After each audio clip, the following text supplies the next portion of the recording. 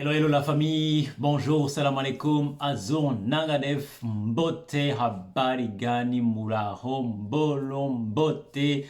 J'espère que vous portez bien partout là où vous êtes et que vous soyez en France, en Belgique, au Sénégal, Abidjan, Côte d'Ivoire, Mali, Bamako. Et félicitations aux FAMA, la patrie ou la mort, nous vaincrons. Au Burkina Faso,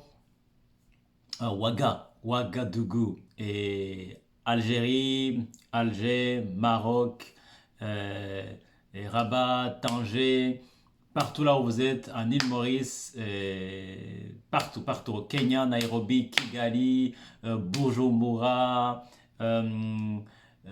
Cameroun, Douala. Écoute, je suis très heureux de vous revoir encore une fois sur la chaîne. Ça faisait un moment que je m'étais retiré parce que la chef a pris place. Donc, moi l'ouvrier, j'ai disparu. Ok? Non, j'avais juste pris un petit repos pour moi parce que je m'occupais d'autre chose. Mais je suis très heureux de revenir sur la chaîne et de vous partager un contenu diversifié. Comme vous savez, j'aime bien prendre les thèmes qui sont économiques juste pour vous donner l'idée que vous êtes sur la bonne voie, que vous êtes en train de suivre la bonne voie si vous voulez venir au Canada pour immigrer, pour investir, pour étudier.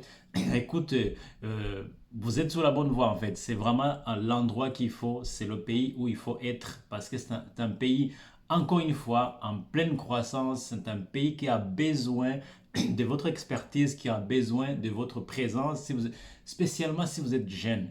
Vraiment, vous avez votre place ici pour apprendre, avoir de la connaissance, étudier, avoir de l'expérience et pourquoi pas retourner dans votre pays d'origine, aller partager votre expertise, donner un retour, ok?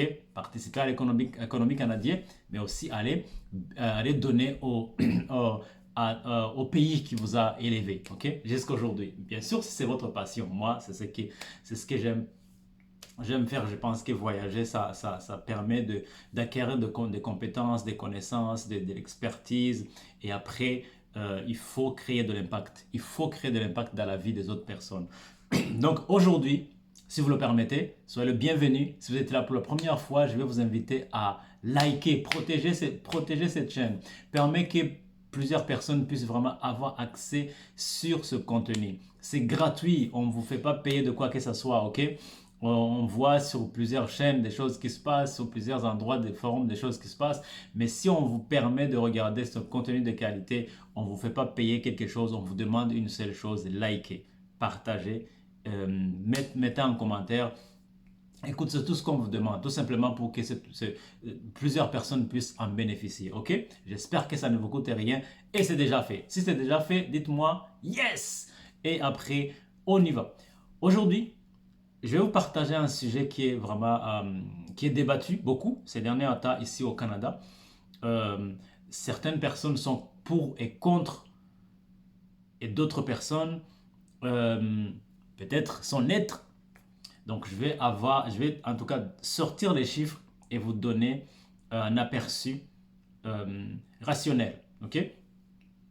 Beaucoup des analystes ici au Canada, des économistes disent que s'il y en a ceux qui disent que l'immigration est la solution à la pénurie de main-d'œuvre ici.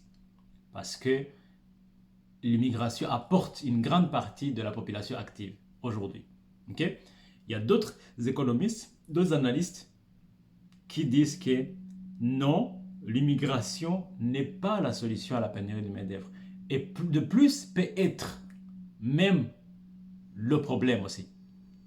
Peut être à l'origine aussi. Donc, c'est vraiment très paradoxal. Mais écoute, il faut laisser les économistes débattre. Donc, les économistes, ils utilisent plusieurs données. Donc, bah, parfois, ils se trompent, parfois, c'est vrai, parfois, c'est pas vrai. OK? Mais aujourd'hui, on va regarder en face les faits. Parce que si vous êtes en train de faire un projet d'immigration, il faut que vous soyez sûr et certain que vous n'allez pas perdre votre temps. Vous n'allez pas venir ici au Canada après la situation devient précaire qu'elle l'était là où vous étiez, ok? Là où vous êtes aujourd'hui. Il faut que vous ayez les garanties, l'assurance nécessaire pour pouvoir vous dire, ok, c'est un investissement que je vais faire. Je vais m'avancer en connaissance de cause que j'aurai un retour sur l'investissement. Okay? C'est un projet, ça coûte cher à immigrer au Canada. En réalité, là, ça coûte cher. Vraiment, ça coûte cher. Il y a beaucoup d'exigences. Et si vous voulez le faire, faites-les, mais vous n'avez pas le droit de vous tromper. Parce que vous mettez votre argent, vous mettez votre temps, vous mettez en pause plusieurs choses que vous êtes en train de faire pour réussir ce projet. Donc, je vais vous donner les chiffres, ce qui s'est dit, le pour et le contre. Et vous allez analyser parce que nous sommes à la fin de l'année et c'est le temps maintenant de planifier les projets de l'année prochaine. Et comme je vous l'ai dit, l'année prochaine, c'est 1,5 million de personnes qui vont venir ici. Si vous battez, vous faites ce qu'il faut faire, vous pouvez en faire partie. Right? Partout là où vous êtes dans la francophonie, soyez les bienvenus sur Bonjour Canada. Right? Tout d'abord, les chiffres. Les chiffres montrent que 84%, ok, l'immigration a apporté 84% de la croissance de la population active au cours des années 2010. Donc 84% a été apporté par l'immigration. Déjà à la base mais dites-vous qu'avec 80% de la population active qui a été apportée par l'immigration, dites-vous qu'on est encore en pénurie de main-d'œuvre. Donc les entreprises toujours cherchent, ok? Même s'il y a plusieurs raisons. Donc ça c'est déjà un fait. Okay? C'est quelque chose que vous pouvez vous baser comme fondation, vous dire l'économie canadienne en demande encore plus. Donc, je m'organise pour en faire partie de la solution. Ok?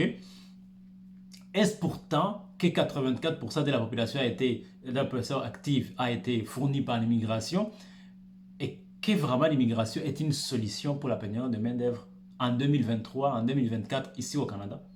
C'est ça la bonne question qu'il faut se poser. Si l'immigration a apporté 84% de la population active, qu'aujourd'hui on se retrouve encore une fois dans la pénurie de main-d'œuvre, est-ce que l'immigration est la solution?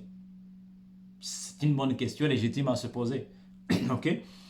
Donc, pour répondre à cette question, on va aller vraiment dans les chiffres. Statistique Canada a sorti des chiffres en 2022, montrant que l'âge c'est l'âge de la population qui peut travailler, l'âge de la population âgée qui a l'âge de travail au Canada n'a jamais aussi été faible qu'aujourd'hui. Donc, ça veut dire quoi? Plus d'un Canadien sur 5 approche l'âge de la retraite. Plus d'un Canadien sur 5. Ça peut être 2, ça peut être 1,5 sur 5 approche l'âge de la retraite. Un cinquième approche l'âge de la retraite. Ok? Donc, ce qui veut dire que la proportion des travailleurs, de personnes en âge de travail, de personnes qualifiées pour travailler, qui ont l'énergie et la force, va diminuer dans les 30 prochaines années. Une chose que je vais vous dire. Si nous concluons que, si par exemple, prenons l'hypothèse que nous allons conclure que l'immigration est la solution, ça veut dire que vous avez l'opportunité, ou même ceux qui sont en train de naître auront l'opportunité d'immigrer au Canada parce que la population en âge de travailler va diminuer dans les 30 prochaines années. Donc ça veut dire que la pénurie de main-d'œuvre n'est pas prête à diminuer dans les 30 prochaines années. Si jamais nous prenons l'hypothèse que l'immigration est la solution pour la pénurie du main-d'œuvre au Canada. Ok? Comme statistique continue, Canada continue à dire que 80%, plus de 80% de la croissance de la population active au Canada provient de l'immigration, ce qui souligne l'importance cruciale de l'immigration économique au pays. Okay? Je parle du Canada en général, Québec y compris. Donc certains économistes, y compris l'économiste qui s'appelle Pierre Fortin, dit que l'immigration n'est pas la solution. Okay? Son argument est pour dire que les revenus supplémentaires, okay? Que les revenus supplémentaires des immigrants peuvent augmenter la demande de main-d'œuvre. Ça veut dire que l'activité économique créée par les immigrants peut augmenter l'offre. Ça veut dire que les entreprises vont produire beaucoup parce qu'il y a plusieurs personnes qui consomment maintenant. Alright? Donc, va augmenter l'offre. Si cette population, les entreprises augmentent la production, bien sûr l'offre de main-d'œuvre est augmentée, ça veut dire que cet effet va annuler l'accroissement de la population active qui avait été créé par l'immigration. Ok? Donc, ça va créer une situation de rareté de main-d'œuvre. Ça, c'est son hypothèse à lui. Donc, il y a une institution financière très connue ici, très réputée ici au Canada et qui est aux États-Unis aussi, beaucoup plus implantée au Québec, avec plusieurs millions de membres, qui s'appelle Desjardins, qui a estimé, par les économistes de Desjardins, qui a estimé que l'immigration est très essentielle à court terme pour répondre aux besoins immédiats du marché du travail. Parce que si le marché du travail ne fonctionne pas, l'activité économique est en berne. Si l'activité économique est en berne, la croissance nationale, la croissance du Canada, le PIB du Canada va chuter. Ok? Donc, c'est important. Pour Desjardins, c'est important. Et de plus, pourquoi il faut renouveler la population? Pourquoi l'immigration est importante? Ça veut dire que c'est tout simplement parce que le vieillissement de la population pose un défi majeur, un défi financier pour le gouvernement. Parce que plus la population travaille en âge avancé, ça génère aussi beaucoup de frais de santé. Ces personnes-là vont se soigner, beaucoup. Donc ça pèse sur le gouvernement. Le gouvernement paye beaucoup en soins de santé. On dit qu'aujourd'hui, une personne âgée consomme plus de 10 000 $ par année. Donc coûte l'État 10 000 $ par année, ici au Canada. Ok? Right. Il y a aussi un autre problème qui a été posé. Ça veut dire que, en fait, comme certains employeurs disent qu'ils sont en pénurie de main-d'œuvre, souvent parce que aussi le salaire qu'ils payent ne répond pas aux exigences des salariés qui sont déjà ici au Canada, c'est qu'ils vont faire que s'ils ne veulent pas payer assez, les travailleurs ne vont pas aller dans ces entreprises-là. Et ces entreprises-là vont manquer de salariés. Ça aussi, c'est un problème. Si vous payez en bas du salaire moyen du pays, ce qui est 30 $, et que vous voulez payer à 20, à 10, à 15, ça veut dire que les gens qui sont déjà au pays ne vont pas vouloir venir travailler. C'est ça le problème. Et vous allez vous trouver en pénurie. C'est ça le souci. Ok? Ok? Donc, quelques économistes aussi soutiennent que la pénurie de main-d'œuvre pousse les employés aussi, au contraire de ce que je viens de dire, à mieux payer, à mieux rémunérer leurs salariés. Ce qui peut augmenter la productivité. Si le salarié est heureux, il va produire plus. Il va rester longtemps dans l'entreprise et son expertise va rester dans l'entreprise. Donc, il n'y aura pas un turnover. Ok? Ça aussi, c'est une autre hypothèse. Donc, c'est vraiment des hypothèses qui s'opposent entre eux, mais il faut que vous ayez ces outils-là pour pouvoir analyser vous-même, tirer la conclusion. Ok? En conclusion, c'est que l'immigration n'est pas la seule réponse à la pénurie de main-d'œuvre, mais elle fait partie de la solution. Donc là où vous êtes là, sachez que vous faites partie de la population. Si vous voulez payer le prix pour pouvoir venir immigrer au Canada, sachez que vous allez faire partie de la solution. Partout là où vous êtes, vous faites partie de la solution. Le Canada a besoin de vous. Okay?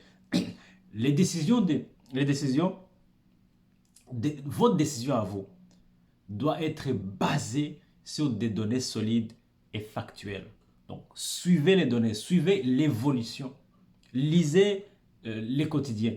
Suivez les chaînes qui peuvent vous informer comme Bonjour Canada pour pouvoir analyser, pour pouvoir avoir les données solides, pour pouvoir dire ok, vraiment je me lance dans ce projet, ça me coûte, mais je vais le faire parce que ça en vaut la peine. Right? Right? Donc, j'espère que vous avez aimé cette vidéo. nous avons besoin de votre opinion. N'hésitez pas à mettre dans les commentaires. Je sais que cette vidéo va vous chambouler beaucoup si vous avez l'idée d'immigrer au Canada, va vous chambouler et c'est important, c'est la raison pour laquelle je pousse la réflexion pour que vous puissiez vraiment commencer l'année prochaine avec un projet, mais avec vraiment de l'analyse. Pas vraiment tout simplement excité émotionnellement, dire je vais migrer, mais sans savoir qu'est-ce que ça va me demander et qu'est-ce que je vais y gagner. Ok? Donc j'ai besoin de votre opinion. J'ai besoin que vous mettez dans les commentaires qu'est-ce que vous en pensez. Posez les questions, ça me fera plaisir de venir vous répondre. Ok? Donc partagez dans les commentaires votre opinion. N'oubliez pas de vous abonner. Écoute, ça ne vous coûte rien de vous abonner.